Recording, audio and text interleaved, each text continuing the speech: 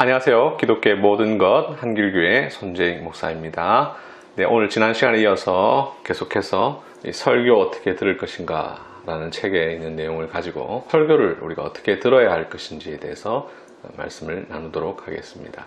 여러분들은 설교를 왜 들으십니까? 설교는 당연히 들어야 되니까 듣습니까? 물론 설교를 들어야 할 의무가 우리에게 있기 때문에 듣죠. 하나님께서는 우리에게 하나님의 말씀을 들으라 라고 명령을 하셨고, 그러면서 우리에게 설교라는 예배의 순서를 허락해 주셨습니다. 그래서 우리는 설교라는 것을 듣죠. 하나님께서 우리에게 들으라고 하셨기 때문에 듣는 것도 있지만, 설교가 주는 유익이 있기 때문에 듣습니다. 설교를 들어도 아무런 유익이 없다면, 설교를 들어도 나에게 아무런 도움이 되지 않는다면 설교를 듣고 싶은 마음이 사라지겠죠. 그냥 의무감 때문에 듣는다면 설교를 듣는 것은 굉장히 곤욕스러운 일이 될 것입니다. 그러나 설교가 우리에게 많은 유익을 주고 내 신앙과 나의 삶에 큰 도움을 주기 때문에 우리는 설교를 듣는데요. 자, 그렇다면 설교가 우리에게 어떤 유익을 줄까? 이것을 생각해 볼 텐데, 설교를 듣다가 어떤 유익이 있어서 설교는 이런 유익이 있구나 라고 후에 깨닫는 것과, 설교를 듣기 전에 설교란 이런 유익을 우리에게 준다라는 사실을 알고 설교를 듣는 것, 이것은 그 의미가 많이 달라지겠죠. 그래서 설교가 우리에게 어떤 유익을 주는지를 미리 알고 설교를 듣는 것이 우리에게 도움이 됩니다. 그런 점에서 이 설교 어떻게 들을 것인가 라는 책에서는 설교가 우리에게 어떤 유익을 주는가를 다루고 있는데요. 자, 그러면 이 시간 설교가 우리에게 어떤 유익을 주는지를 말씀을 드릴 텐데요. 이 영상 끝까지 시청해 주시기를 바랍니다. 첫 번째, 설교가 우리에게 주는 유익은 삼위일체 하나님이 누구신지를 알게 해주는 유익이 있습니다. 설교는 하나님의 말씀이죠. 하나님의 말씀은 하나님이 누구신지, 예수님이 누구신지, 성령님이 누구신지, 성부, 성자, 성령 하나님께서 하신 일이 무엇인지를 우리에게 가르쳐주고 있는 책입니다. 이런 점에 있어서 설교란 하나님이 누구신지, 예수님이 누구신지, 성령님이 누구신지를 우리에게 가르쳐준다는 점에 있어서 유익이 됩니다. 설교를 들으면 들을수록 하나님을 아는 지식이 우리에게 더 깊어지고 넓어지죠. 설교를 듣지 않으면 하나님이 누구신지를 알기가 어렵습니다. 물론 우리가 개인적으로 성경을 읽고 또 개인적으로 여러 신앙 서적을 읽어서 하나님이 누구신지를 알 수도 있겠죠. 그러나 그것은 우리의 어떤 능동적 행위를 통해서만 할 수 있는 것이고, 수동적 행위, 우리 가만히 앉아서 들음으로써 할 수 있는 것은 아닙니다. 이런 점에 있어서 설교를 듣는 것은 하나님이 누구신지를 우리에게 알려준다는 점에 있어서 유익을 줍니다. 우리가 설교를 많이 들으면 더 많이 하나님을 알 수 있게 되죠. 예수님이 누구신지를 알 수 있게 되고, 예수님께서 나와 우리의 구원을 위해서 하신 일이 무엇인지를 더 많이 알 수 있게 됩니다. 두 번째는, 설교는 믿음을 불러일으킵니다. 우리가 믿게 되는 역사가 일어나죠. 설교를 들을 때에 사람이 믿습니다. 설교는 일종의 복음 선포죠. 지난 시간에 설교에 여러 가지 요소들이 있다고 했는데, 하나는 선포라고 했습니다. 복음을 선포하는 것입니다. 그래서 설교를 들음으로 믿음 없는 사람에게 믿음이 생겨날 수가 있는 것이죠. 로마서 10장 14절에 보면 이런 말씀이 나옵니다. 그들이 믿지 아니하는 일을 어찌 부르리요? 듣지도 못한 일을 어찌 믿으리요? 들으면 믿게 되는 것이죠. 그 밑에 로마서 10장 17절에 보면 이런 말씀이 나옵니다. 믿음은 들음에서 나며, 믿음은 들음에서 난다. 믿음은 읽음에서 나며 라고 말씀하지 않고요, 믿음은 들음에서 난다 라고 이야기를 하고 있습니다. 하나님의 말씀을 들을 때에 믿음이 생겨나죠. 그래서 설교는 우리에게 믿음을 불러일으킨다 라는 유익이 있습니다. 종교개혁 시대에 작성된 하이델베르그 요리문답 이라는 것에 보면 65문답에 이런 내용이 나옵니다. 오직 믿음으로만 우리가 그리스도와 그분의 모든 은혜에 참여할 수 있는데, 이 믿음은 어디에서 옵니까?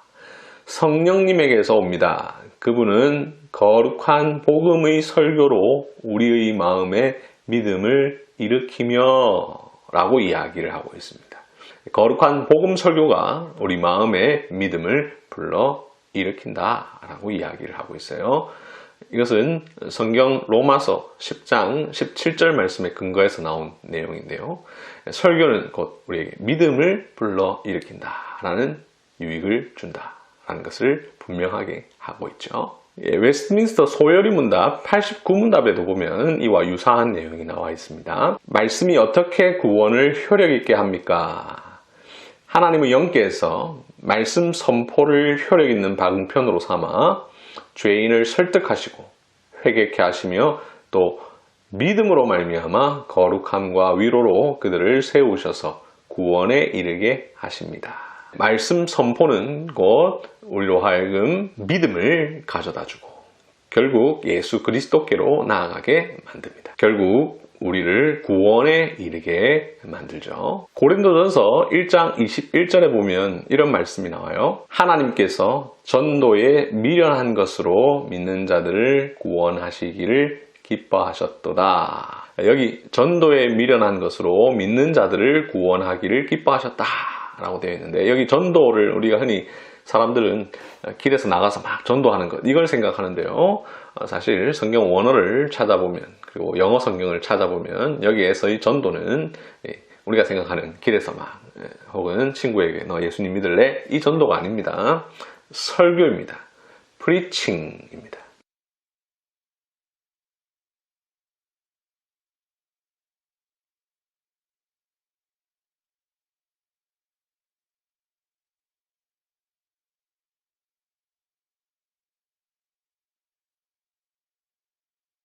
제가 쓴 이 책 설교 어떻게 들을 것인가의 제일 앞부분에 보면 고린도전서 1장 21절을 인용해 두었는데요. 여기 보면 하나님께서 설교에 미련한 것으로 라고 제가 조금 바꾸어 두었습니다. 이렇게 한 것은 제 마음대로 바꾼 것이 아니라 한글 성경에서 번역한 것이 전도라고 되어 있지만 사실은 설교이기 때문에, 그리고 이 책에서 그것을 강조하고 있기 때문에 제일 앞부분에 하나님께서 설교에 미련한 것으로 라고 제가 바꾸어 뒀습니다. 이 설교에 미련한 것으로 믿는 자들을 구원하기를 기뻐하셨다라는 말이 무슨 의미겠습니까? 설교란 하나님께서 사람에게 믿음을 불러 일으키셔서 구원하시는 방법이 되는데요. 이 설교라는 방법이 어떻게 보면 굉장히 미련해 보이죠. 막 하나님 말씀을 막 선포합니다.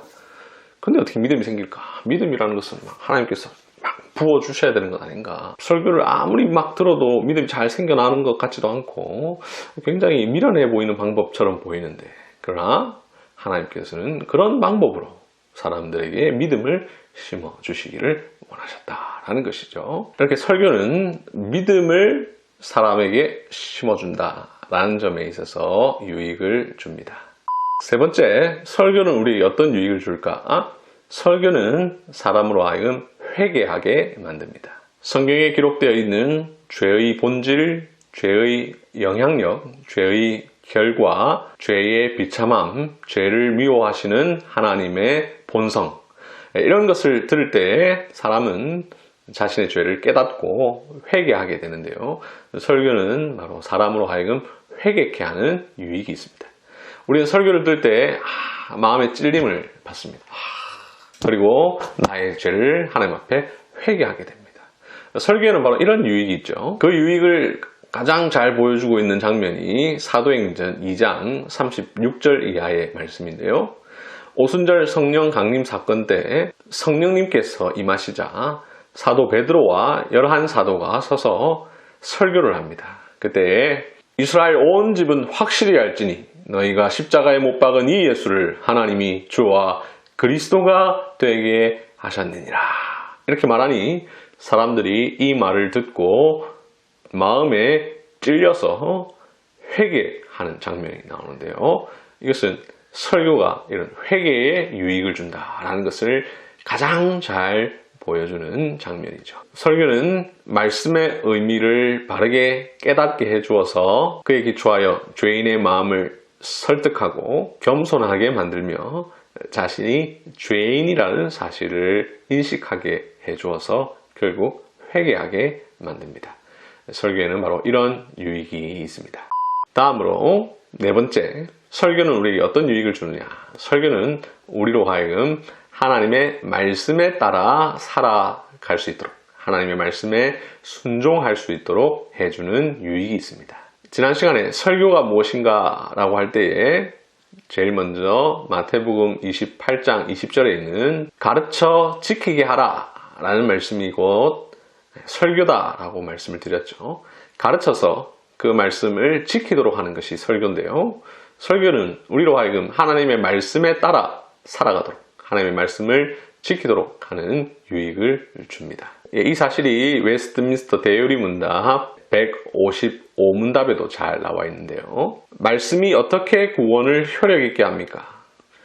하나님의 영이 말씀 선포를 효력 있는 방편으로 삼아 그들로 하여금 그분의 형상을 본받게 하시며 그분의 뜻에 복종하게 하시고 라고 되어 있습니다.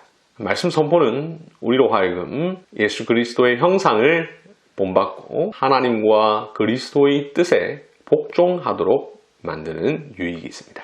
네, 지금까지 설교가 우리에게 어떤 유익을 주는가에 대해서 말씀을 드렸는데요. 설교는 바로 이런 유익을 준다라는 점을 꼭 기억하시고 설교를 들을 때 이러한 유익을 기대하면서 여러분들이 설교를 들으신다면 여러분들의 설교 듣기가 훨씬 더 풍성해지고 여러분에게 큰 유익이 있을 것입니다. 이러한 유익은 이 세상에서 절대로 얻을 수 없는 유익입니다. 오직 하나님의 말씀을 들을 때만 우리가 얻을 수 있는 유익입니다. 이 사실을 꼭 기억하시고 여러분들께서 설교를 들으신다면 여러분들의 신앙생활이 크게 유익이 있을 것입니다. 만약 여러분들이 듣는 설교가 이런 유익을 전혀 주지 않는 설교라면 여러분들이 듣고 계시는 설교가 좋은 설교인지 꼭 생각해 보실 필요도 있겠습니다. 네, 지금까지 설교가 우리에게 어떤 유익을 주는가에 대해서 다루었는데요. 오늘 영상이 도움되셨다면 구독과 좋아요 눌러주시고요. 다음 시간에 또 계속해서 설교 어떻게 들을 것인가 라는 책에 있는 내용을 가지고 여러분들 찾아뵙겠습니다. 감사합니다.